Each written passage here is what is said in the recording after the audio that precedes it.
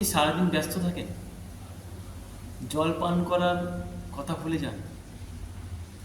আপনি কি জানেন কম জল পান করলে বা শরীরে জলের ঘাটতি হলে মাথা ঘোরা, মাথা ব্যথা, ক্লান্তিবোধ, কর্মক্ষমতা কমে যাওয়ার মতো সমস্যা হতে পারে। আজ আমরা জানব জল আমাদের শরীরের জন্য গুরুত্বপূর্ণ কেন, কিভাবে প্রতিদিন নিয়মিত জল পান করার অভ্যাস তৈরি করবেন। নমস্কার, আমি শিবু দাস। আমার ইউটিউব চ্যানেলে আপনাদের সকলকে স্বাগত। চলুন আজকের জল সম্পর্কে কিছু গুরুত্বপূর্ণ কথা জেনে নিই। জল আমাদের শরীরে কেন গুরুত্বপূর্ণ, জল কি করে, কেন জল পান করতে হয়।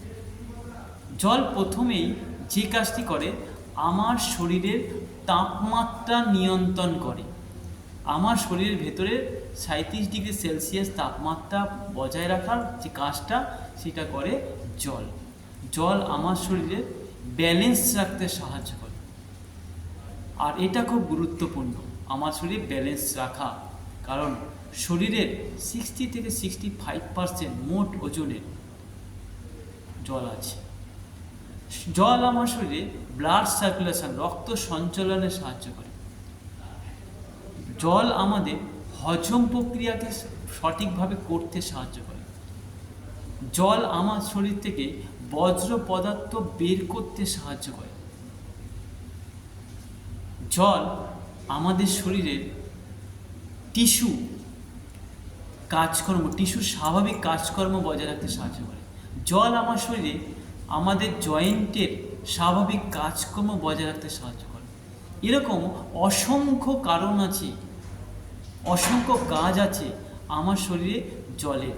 চাই জলকে আমার শরীরে খুবই গুরুত্ব সহকারে দেখতে হবে। আর জলকে যদি গুরুত্ব সহকারে না দেখি, তাহলে আমার বিভিন্ন সমস্যা আসতে বাধ্য। তাহলে আমাকে জেনে নিতে হবে, আপনাদেরকে জেনে নিতে হবে, জল যদি কম পান করি, আজকের দিনে বেশিরভাগ মানুষই কম জল পান করার প্রবণতা আছে। তাই জল কম পান করলে কি হতে পারে, আপনার মধ্যে ক্লান্তি আসতে পারে, যেটা আপনাদের বেশিরভাগ মানুষের বর্তমান সমস্যা। মাথা ঘোরার সমস্যা হতে পারে, মাথা ব্যথার সমস্যা হতে পারে, গ্যাস অ্যাসিডিটি বাড়তে পারে। জল আমার শরীরে কম গেলে গল ব্লাডার, কিডনিতে স্টোন হতে পারে। বিশেষ করে বর্তমানে মহিলাদের এই আশঙ্কাটা প্রবল। জল আমার শরীরে টক্সিনগুলোকে জমা হাত থেকে রক্ষা করতে পারবে না। জল আমার শরীরে পটি তৈরি করতে পারবে না সঠিকভাবে, এবং পটিটাকে শরীর থেকে বের করার জন্য যে ভূমিকা জলের আছে, সেটা করতে পারবে না। জল কম পান করলে আমার ব্লাড সার্কুলেশনের সমস্যা হতে পারে, জয়েন্টের সমস্যা হতে পারে, আর দিনের শেষে আমি লো এনার্জি ফিল করতে পারি।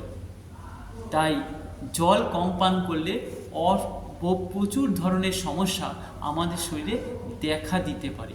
তাই কখনোই জল পান করা সঠিকভাবে উচিত, কম পান করা উচিত নয়। এখানে একটা গুরুত্বপূর্ণ বিষয় মনে রাখতে হবে, যারা প্রতিনিয়ত এক্সারসাইজ করেন, ব্যায়াম করেন, যা শরীরের পক্ষে খুবই গুরুত্বপূর্ণ, কিন্তু এক্সারসাইজ করার সময় ভালো কথা মাথায় রাখতে হবে, জলের ভূমিকা খুব গুরুত্বপূর্ণ। কারণ এক্সারসাইজ করার সময় আমার বডি থেকে জল বেরোয় ঘামের মাধ্যমে, আর তখন আমার বডিতে জলের ঘাটতি দেখা দিতে পারে, গলা শুকিয়ে যেতে পারে।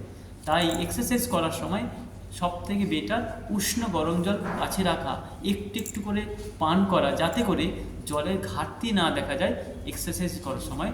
যদি এক্সারসাইজ করার সময় জলের ঘাটতি দেখা যায়, তাহলে সেটা শরীর পক্ষে খুবই খারাপ। এটা আপনাকে মাথায় রাখতে হবে। এইবার খুব গুরুত্বপূর্ণ একটা পয়েন্ট, জল কতটা পান করব, এটা নিয়ে দ্বিধাবিভক্ত বেশিরভাগ মানুষ। সবাই জানে জল পান করতে হয়, কিন্তু সবাই আনুমানিকের ভিত্তিতে আমরা জল পান করি বলে। কিন্তু আপনাকে মাথায় রাখতে হবে, শরীর কিন্তু কোনো আনুমানিকের উপর নির্ভর করে না। শরীর আপনার ব্যালেন্স, মাপ চায়। তাই আপনার শরীরে কতটা জল লাগবে, সেটা শুধুমাত্র আপনার উপরই নির্ভর করবে, সবার সমান লাগে না। একদম বেসিক যদি আপনি মনে করেন মাপেন, তাহলে আপনার পার কেজিতে 1 কেজি ওজনের জন্য 50 ml জল আপনার প্রয়োজন। তাহলে ছোট থেকে বড় প্রতিটি মানুষের ক্ষেত্রে আপনি জলটাকে পরিমাপ করে নিতে পারবেন। এবার এখানে কতগুলো গুরুত্বপূর্ণ বিষয় আছে জল পান করার ক্ষেত্রে। এক, তার বয়স, তার ওজন, তার বর্তমান শারীরিক কার্যকলাপ, তার বিভিন্ন অর্গানের বর্তমান অবস্থা, আবহাওয়া, এইগুলোর কিছু বিষয়, বেসিক বিষয় আছে যেগুলোকে নির্ভর করে, যেগুলোর উপর ভিত্তি করে আপনাকে জলের ডিজাইন করতে হবে। তাই আবার আপনি জল পান করাটাও বেশি ভালো নয়, কম পান করাটাও বেশি ভালো। তাই জলটাকে আপনাকে জানতে হবে কতটা জল পান করা আপনার পক্ষে ভালো, আপনার উচিত। এরপরে যেটা আমরা ভুল করি যে আমরা জলকে অনেক কিছু বিকল্প হিসাবে দেখি। জলের বিকল্প কিছু নেই, জলের বিকল্প জলই। আমরা জলকে কখনোই কোনো বিকল্প হিসেবে দেখব না, কারণ আমাদের ভুল। আমরা জলের বিকল্প হিসাবে, বিশেষ করে গরমের সময় বা অন্য সময়, আমরা যে জিনিসটা ভুল করে থাকি, জলের পরিবর্তে আমরা সফট ড্রিঙ্কস খাই, আমরা অতিরিক্ত মিষ্টিযুক্ত জুস খাই এবং চিনিযুক্ত পানীয় জিনিস খাই, ড্রিঙ্ক করি। আর এটাই আমাদের সমস্যা। সেগুলো কখনোই জলের বিকল্প হতে পারে না। জলের বিকল্প শুধুমাত্রই জল।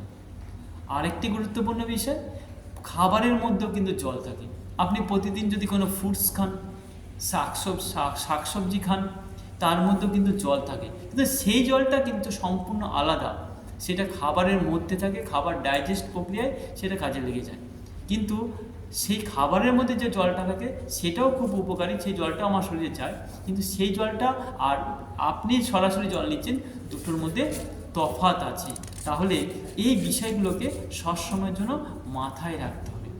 এবারে সহজে আপনি, আপনার অভ্যাস নেই জল পান করার, কি করে সহজে আপনি অভ্যাস করবেন জল পান করার? এই অভ্যাসটা গড়ে তুলতে কিছু বিষয় আপনি ফলো করুন। প্রথম যে অভ্যাসটা করুন, সকালবেলা ঘুম থেকে উঠে খালি পেটে আপনি জল পান করুন। আপনি যেখানে বেরোচ্ছেন বা থাকছেন তার পাশাপাশি কাছে আপনি জলের বোতলকে রাখুন, যাতে সহজে আপনি দেখতে পাবেন। খাবারের মাঝে জল পান করুন, খাবার খেতে খেতে নয়। ব্যায়ামের সময় জলকে গুরুত্ব দিন এবং দরকার পড়লে আপনার মোবাইলে আপনি অ্যালার্ম রিমাইন্ডার ঠিক করে রাখুন, যাতে সময় সময় আপনাকে অ্যালার্ম দেবে আর আপনি জল পান করবেন। সহজে আপনার অভ্যাস তৈরি হবে। একটা কথা মাথায় রাখবেন, এখানে একটা সতর্ক, কম জল পান করা যেমন শরীর পক্ষে ক্ষতিকারক, বেশি জল পান করাও শরীর পক্ষে ক্ষতিকারক। দুটোর ক্ষেত্রেই কিডনি সমস্যায় পড়তে পারে। তাহলে জল আমাদের জীবনযাত্রার একটা স্বাভাবিক অংশ। এই জলই আপনার জীবনের স্বাস্থ্যকর অভ্যাসের ক্ষেত্রে খুবই গুরুত্বপূর্ণ। তাই জলকে আপনি গুরুত্ব দিয়ে বিচার করবেন আপনার জীবনযাত্রার জন্য, আপনার স্বাস্থ্যকর জীবনযাত্রার জন্য।